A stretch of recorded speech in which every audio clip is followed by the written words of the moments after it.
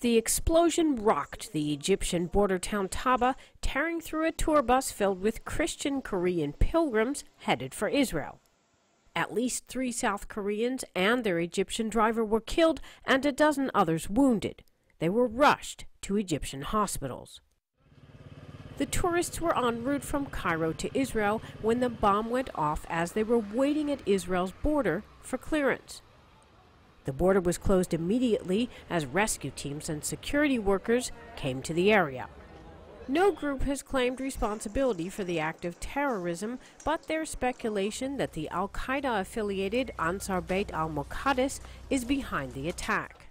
The explosion happened about 1,000 meters from here. This is the border between Israel and Egypt. The prediction is this is going to hurt Egypt's already hurting tourism industry, but you wouldn't know it from the people waiting here to get into the Sinai Desert.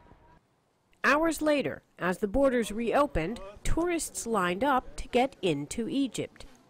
Others were getting out. It was really frightening, and we were held there for hours until we couldn't get out.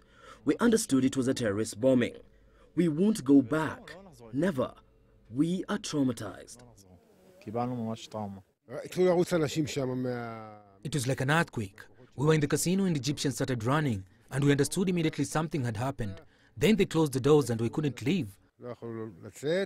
Hours after the bombing, South Korea embassy representatives also crossed the border into Egypt.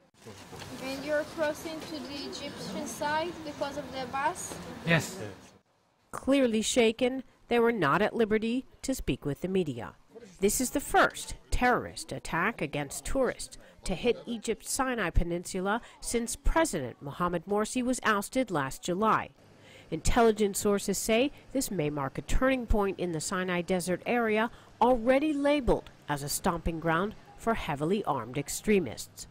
Stephanie Fried, CCTV, the Israel-Egypt border.